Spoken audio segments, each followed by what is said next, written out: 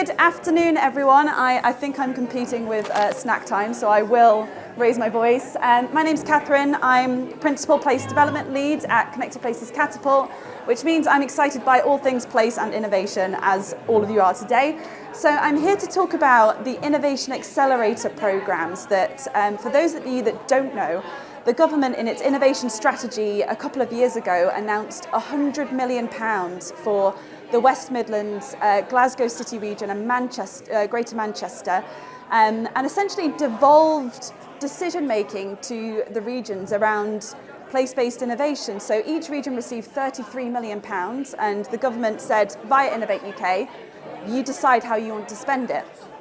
So the Catapult have been very fortunate to work with the West Midlands Combined Authority on two programmes called DIATOMIC and Clean Futures, which are essentially around decarbonisation of transport and then using innovation to drive public sector reform using the digital technologies in the region.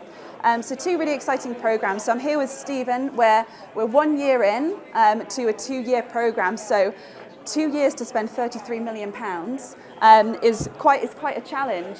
So I wanted to talk to Stephen about how it's going and also what learning there is for other regions. So I just wanted to start with, what does the Combined Authority want to achieve through the Innovation Accelerator programme? Yeah, so I'm Stephen Heels, Innovation Policy Manager at the West Midlands Combined Authority.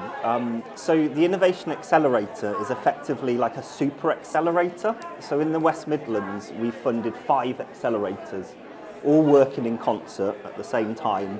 And the opportunity is to look at the synergies across those accelerators and how the role of place can really maximise the impact and commercialisation of the companies in those accelerators. So for the West Midlands, we picked 2 areas. We have a really rich heritage and legacy of automotive, engineering base and aerospace.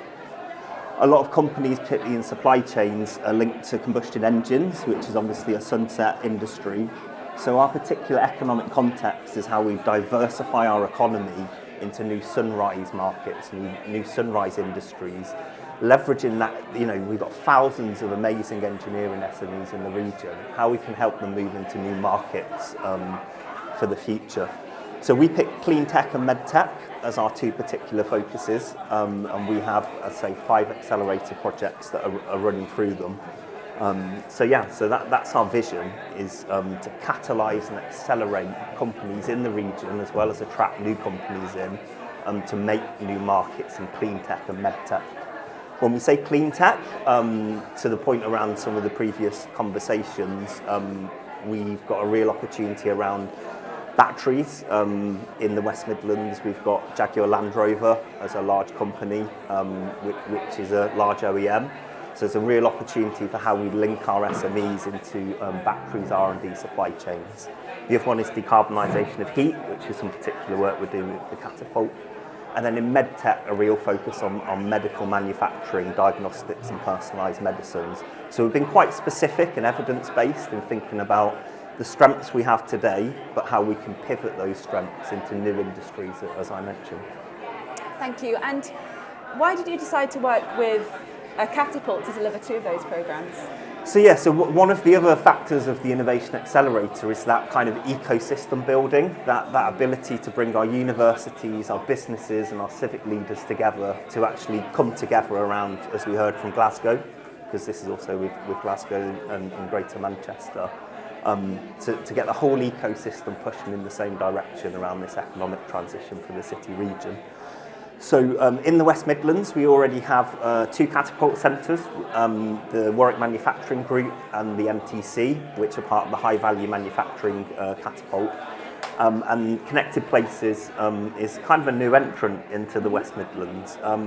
We're working with them particularly because there's been some really positive work done between the Catapult and between Birmingham City Council on a twinning model with Ulsan in South Korea. So, already being a partner not in the region, but working with the region gave us the confidence to be able to look at how we accelerate some of that work with the Catapult. And as I mentioned, our analysis around clean tech and those opportunities around electrification, micro-mobility opportunities has a really strong synergy with the Connected Places Catapult. So it was for those two reasons we particularly been able to work with the Connected Places Catapult. And as I say, this has been a real positive step in getting the 6 universities in the region, the Catapult centres, and our business community all working together on this kind of mission for the region. Thank you. And you've talked about supporting business growth in the region and working with SMEs. Now, 2 years is really not a long time in terms of that trajectory, in terms of where you want to be. So how will you measure success? We know that Innovate UK and other regions are looking to the West Midlands, to Greater Manchester, to Glasgow City region to replicate some models. So we've got 12 months left. In 12 months, how will you measure success of the programme and what will you be thinking about next? Yeah, so it's been a 3-year pilot with government. It took about a year to get the business case completed with government and Treasury. It took about 6 to 9 months to get those projects going, huge recruitment of staff and getting those partnerships in place. I can say as at today, we've got over 200 companies that we're actively working with across those 5 projects. And so when you take a step back, that's 200 high potential startups and scale-ups in the region that we're able to understand. We're able to plug them into investment opportunities. They've obviously been for a kind of kite mark to get onto the accelerator programme. So that gives investors, private investors, confidence that these are 200 really exciting companies in the region that we can touch and feel. The other thing is we've been able to work with DSIT, the Department for Science, Innovation and Technology, and other parts of government to look at wider support needs for these companies. So in the area of regulations, we've been able to do some particular work with the Environment Agency, looking at some regulations that are seen to be getting in the way for some of those companies. With the Department for Business and Trade, we've been able to work around how we can support companies to export as they progress their innovation projects in the region. So there's that kind of lens of seeing the bigger picture of the Innovation Accelerator and that cohort approach. But in terms of particular kind of success measures, I think one is sentiment. I think actually our innovation community in the region feeling and seeing that we've got a vision and all kind of getting behind that vision is not to be underestimated in terms of the sentiment of this for the West Midlands. I think obviously the growth of those 200 companies is fundamental as well, and from a kind of Treasury audience that's mission critical. So what we're able to do is track the turnover and growth of these 200 companies in the region, and hopefully we can give some really hard metrics around additionality that this programme's created. And inclusivity as well, so it's something we've been very mindful of, is to try and bring new actors into the region, into the innovation space. So one of the things we're doing through DIATOMIC with the Connected Places Catapult is an inclusive innovation network, and that's helping to bring people from underrepresented backgrounds into this environment. So I'd say you've kind of got sentiment, economic impacts, and that inclusivity of the 3 big things that we're hoping to measure success against through this model. Brill, thank you. And you talked about 200 companies. That's an amazing statistic. I'm just wondering if you could make it tangible for the audience in terms of a couple of examples maybe of how you're working with a couple of specific companies and what their story is. Yeah, so just to pick 2 specific examples, under clean tech, there's a company we're working with called Osmium. They work in the retrofit market. They're particularly focused on the able to pay element of retrofit. And so what they have is a platform solution, Birmingham-based company that they deployed around wind turbines. Now, the West Midlands, being very central in England, is not going to drive the kind of wind turbine market for the UK. But what Osmium are looking to do is how they can pivot that technology into the retrofit market, be able to understand and track the performance of different mixes of retrofit technologies in home environments and understand what works, what delivers the best efficiency gains in terms of energy reduction. So for Osmium, the DIATOMIC project is enabling them to work with Birmingham City Council. So you've got customers and suppliers being able to get in the same room and work in a really deep level to understand what those needs are for the customer to actually, lead that to a sale. Because for Osmium, that will be the ultimate goal, is this product being rolled out in the region or more widely. So that's one example in the clean tech space. In medtech, we have a company called Micra. They're working particularly with the University of Birmingham, a spin out from Keele University. And kind of a similar analogy of how their particular product is around nanotechnologies that they can implant into spines. So basically it senses, it's a sensing technology. And for them, what this project is able to do through another accelerator called the University of Birmingham-led West Midlands Health Technology and Innovation Accelerator is again being able to work with the NHS. So that particular accelerator works with NHS trusts in the region, universities, and they're co-located on a trust site, so they can work with clinicians on a day-to-day basis to understand how this technology is working in practice. And they have that particular support of the university to be that intermediary to work between the company and the NHS to meet some of their wider support needs. It may be access to finance, skills. So just as kind of two examples, but as I say, that's replicated for 200 across the programme, which is the really exciting thing. And you're solving some really key challenges that aren't just faced by the West Midlands, they're faced by the UK and globally. So how are you sharing that learning, or what opportunities are there for these solutions that you're driving and accelerating through your programme to share with the rest of the world? So I mean, this particular programme, and when I talk about the cohort, it's a mix of companies in our city region. It's a mix of companies from the wider UK, and also some global companies that are interested in locating in the West Midlands. So I think that ability for our existing companies to be able to work with companies in other markets globally, we see as a real opportunity for those companies to learn from peers and understand where they are in the particular markets they're trying to pursue. So I think we've, as Glasgow said on the previous panel, had a really positive experience of this new way of working with DCIT and Innovate UK to deploy innovation funding, and it's the kind of enabling the plus stuff we've been able to do around regulations, around export, and around building that community, which we think adds a lot of value.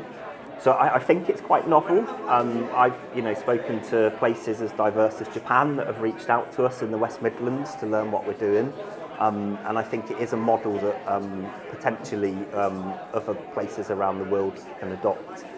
In the UK, obviously, we are one of 3 trailblazers, but really what sat underneath why these 3 areas were selected was around having a really clear vision and plan for the city region around how innovation will catalyse its wider productivity mission, and that local leadership as well. So easy to say but hard to do, getting your universities, your business leaders and your civic leaders around the table to agree a plan, work through those trade-offs. I said clean tech and med tech. For a city region like the West Midlands, we're an incredibly diverse economy, 2 million population, 100,000 businesses, 6 universities, plus the Catapult centres. And so we are, not a one-trick pony as an economy, but actually had the maturity to work through the trade-offs and say, for this particular innovation accelerator, it's these markets and these areas we focus on. And I think it's our ability to give confidence to government that we've got that plan and we've got that local leadership in place, which underpins potential for Liverpool City region, West Yorkshire, devolved nations to hopefully, through the next spending review, have the opportunity to be part of a kind of scaled up Innovation Accelerator 2.0. And that's something that we're hearing time and time again across these panels. It's that clarity of narrative and sentiment that you mentioned earlier. It's understanding those trade-offs and being really clear, these are the sectors that we're pursuing, and getting down to that nitty-gritty, and then coupled with that tangible business support and programs such as the Innovation Accelerator. So I think just to round off, I think my question is, what does an Innovation Accelerator 2.0 look like? We've got 12 months of this program. What will your ask be to government at the end of this? Yeah, so I think of this in two ways. So there is at one level that kind of funding cliff edge for these particular projects. So this will end next March in terms of the infrastructure and those partnerships we've built in terms of the consortia that are working with those companies in this space. I think like many areas of local growth funding, it's an uncertain time as we go into the next spending review. But we know the best thing we can do as a city region is tell the story I'm here telling today and really get across what this is doing for the businesses that are involved in this innovation accelerator. So I think, you know, we do feel that burden of leading on behalf of other city regions across the UK to demonstrate the additionality of this kind of way of working. And that's something obviously we're in active conversation with government about how this might be sustained. As I mentioned, I think the long term for this has to be around it being scaled up to other city regions across the UK. There's an excellent example of a programme called the Made Smarter Adoption Programme, which was piloted in the Northwest.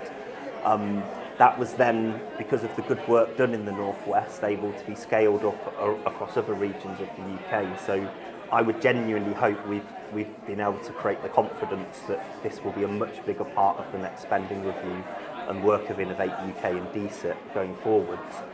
Having said all of that, we have these 200 companies we're really excited about, and the work will not stop for that cohort of companies.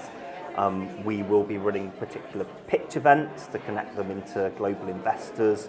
We'll be running trade missions and tailored export support. And what we really want to be able to demonstrate is that additional growth and that additional turnover and job creation in those companies.